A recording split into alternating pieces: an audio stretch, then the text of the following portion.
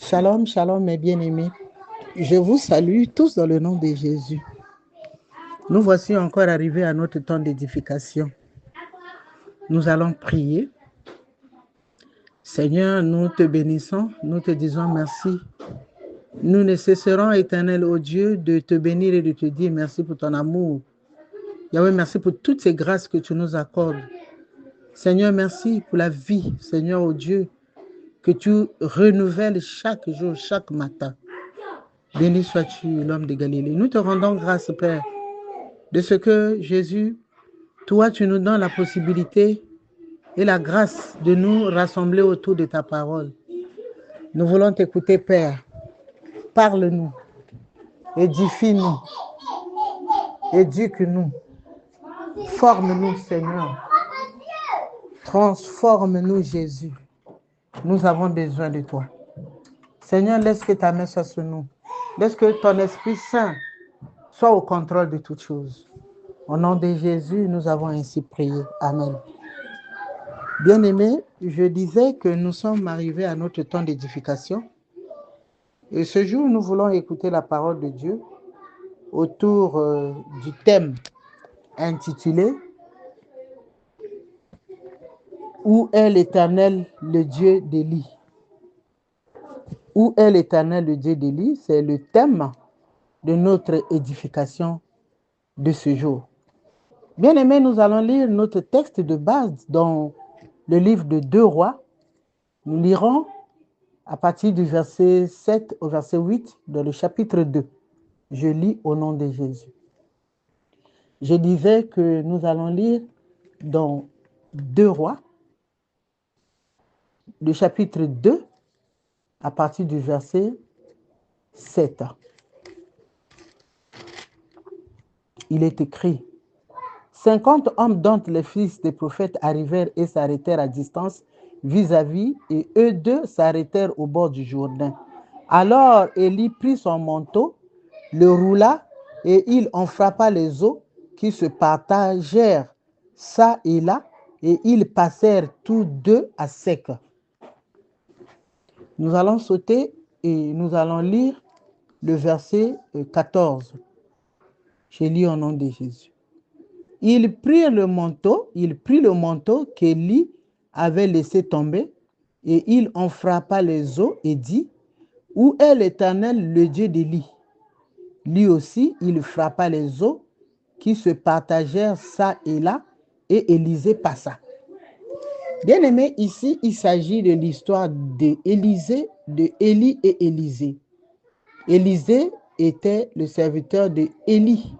Élie, nous savons qu'il est le prophète, le grand prophète de Dieu. Et Élie et Élisée étaient à son service. Donc, Élie était le maître d'Élisée. Bien aimé, quand nous suivons de très près l'histoire de Élie, nous allons voir que Élie a fait beaucoup de miracles aux yeux de Élisée. Alors, la Bible, dans ce texte que nous avons lu, dans ce chapitre 2, si nous le lisons dans son entièreté, nous allons constater que Élisée est resté longtemps au pied de Élie. Élisée est resté longtemps au service d'Élie. Et au moment où le Seigneur devait enlever Élie d'entre les vivants, la Bible dit que Élisée n'a pas quitté Élie. Et c'est Élie qui devait être enlevé, mais Élisée ne l'a pas quitté jusqu'au jour de son enlèvement. Alors, il fut un jour où Élisée et Élie sont arrivés au bord du Jourdain, voulant passer. Il n'y avait pas de quoi, il n'y avait pas de bateau, pas de pirogue, pas quelque chose qui pouvait les servir pour traverser le Jourdain. Alors, ce que nous avons lu au verset 7, la Bible dit que Élie avait roulé son manteau et il avait frappé les eaux du Jourdain, et les eaux du Jourdain s'étaient partagées en deux. Et après l'enlèvement de Élie aux yeux d'Élisée, un jour, Élisée devant traverser le même Jourdain, confronté à cette difficulté où il devait traverser le Jourdain, il s'est souvenu de ce que son maître avait fait. Il s'est souvenu que son maître avait utilisé simplement son manteau et avait frappé les eaux du Jourdain avec son manteau.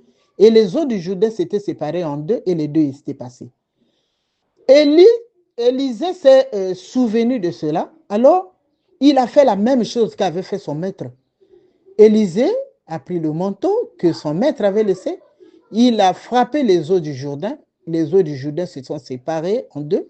Et Élisée, la Bible dit qu'Élisée est passé au milieu des eaux. Alléluia, mes bien-aimés. Ce texte que nous venons de lire, là, voilà pourquoi notre thème est intitulé « Où est l'Éternel, le Dieu d'Élie ?» J'étais en train d'hésiter entre intituler ce texte de cette manière « Exerce ta foi » ou « Exerce ton ministère ». Mais nous avons voulu garder seulement les mêmes écrits, le même contenu de ce verset biblique. Où est l'Éternel, le Dieu de Élie? Bien-aimés, toi et moi également, très souvent, nous arrivons devant beaucoup de difficultés. Nous sommes confrontés à certaines difficultés de nos vies, mais il arrive que nous oublions ce que le Seigneur a déjà fait dans nos vies. Nous avons même des aînés dans la foi, nous avons des pasteurs devant nous, nous avons des conducteurs, nous avons des aînés dans la foi, comme je l'ai déjà dit. Mais combien sommes-nous qui imitons ce qu'ils font? Nous avons la plupart du temps le réflexe de courir vers les pasteurs en cas de difficulté. Nous avons toujours tendance à se dire, pour cette difficulté, pour cette situation, pour mon problème, je dois aller voir Y, je dois aller voir X pour qu'il prie pour moi. Mais Élisée n'a pas fait cela. Élisée s'est souvenu de ce que son maître avait fait. Il a imité, il a exercé sa foi. Il a frappé les eaux comme avait frappé son maître Élie et le Seigneur a agi. Alléluia, mes bien-aimés. Bien-aimés, la Bible dit dans Romains 2, le verset 11, que Dieu ne fait exception de personne. Ce qu'il fait au pasteur, il peut le faire aussi avec toi, mes bien-aimés. Il suffit seulement que tu exerces ta foi. Il suffit seulement que tu exerces ton ministère. Il suffit seulement que tu exerces ton don. Parce que Dieu ne fait exception de personne. Il ne choisit pas les gens. Il utilise qui il veut et comme il veut. Quand il veut également. Bien-aimé, en cas de difficulté, toi aussi, souviens-toi de ce que Dieu a déjà fait dans ta vie. Souviens-toi de ce que tu as déjà vu ton pasteur faire. Souviens-toi de ce que tu as déjà vu ton conducteur faire. Bien-aimé, nous ne sommes pas appelés à naître et à rester des bébés, mais nous sommes appelés à grandir dans la foi. Nous sommes appelés, Dieu a mis en chacun de nous des talents. Dieu a mis en chacun de nous des dons. Mais ces dons que le Seigneur nous a donnés, il nous les a donnés pour que nous puissions en faire usage. Devant une difficulté, mes bien-aimés, même dans ta propre marche avec le Seigneur, tu es en difficulté aujourd'hui, tu as un gros problème aujourd'hui. Tu oublies même ce que le Seigneur a déjà fait avec toi dans le passé. Dans le passé, le Seigneur t'avait déjà guéri d'une maladie incurable. Le Seigneur t'avait déjà donné la réussite ou le succès devant telle ou telle situation. Mais souviens-toi de ce que le Seigneur avait déjà fait avec toi. Bien-aimé, même David devant Goliath s'est souvenu de ce que Dieu avait déjà fait avec lui. Dans 1 Samuel 17, à partir du verset 24. Je vais lire ce texte au nom de Jésus. David dit à Saoul, ton serviteur faisait perdre les brebis de son père, et quand un lion ou un ours venait en enlever une du troupeau, je courais après lui et je frappais, et j'arrachais la brebis de sa gueule. S'il se dressait contre moi, je le saisissais par la gorge, je le frappais et je le tuais. C'est ainsi que ton serviteur a terrassé le lion et l'ours, et il en sera du Philistin, de cet incirconcis comme de l'un d'eux, car il a insulté l'armée du Dieu vivant. David dit encore, l'Éternel qui m'a délivré de la griffe du lion et de la patte de l'ours, me délivrera aussi de la main de ce Philistin. Alléluia, mes bien-aimés. Voici ce que David dit devant cette difficulté, devant le géant Goliath, quand tout le monde le minimisait, voulant le rabaisser. David s'est souvenu qu'il avait terrassé le lion. David s'est souvenu qu'il avait terrassé l'ours. Il a dit qu'il en sera de même pour cette nouvelle situation. Il en sera de même pour cette actuelle situation. La situation de ce jour-là, c'était vaincre Goliath. Mais David s'est dit, qu'est-ce que Goliath devant le lion? Qu'est-ce que Goliath devant l'ours? Il s'est souvenu. Bien aimé, si nous lisons l'histoire de David et Goliath, nous constaterons que Dieu avait donné la victoire à David sur Goliath parce que David s'est souvenu de ce que Dieu avait fait. David a eu foi en Dieu. Il a exercé sa foi et le Seigneur a agi.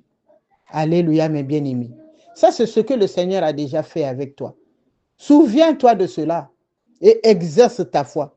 Exerce ton ministère. Bien-aimé, même notre Maître suprême, Jésus-Christ de Nazareth, dans le livre de Jean 12, il avait dit en vérité, je vous le dis, celui qui croit en moi fera aussi les œuvres que je fais. Et il en fera de plus grandes parce que je m'en vais au Père. Alléluia, mes bien-aimés. Jésus disait, si tu crois en Jésus, tu feras des œuvres les plus grandes que ce que Jésus avait fait. Bien-aimé, Jésus-Christ a ressuscité les morts. Jésus-Christ a guéri les malades. Donc, si nous nous appuyons sur ce texte-là, si nous appuyons sur ce texte de Jean 14, le verset 12, donc, nous pouvons faire au-delà de ce que Jésus avait fait. Si nous exerçons notre foi, si nous exerçons notre ministère, nous allons faire des œuvres plus grandes que ce que Jésus-Christ avait fait. Bien-aimé, exerce ton ministère. Bien-aimé, exerce ton don. Bien-aimé, exerce la foi.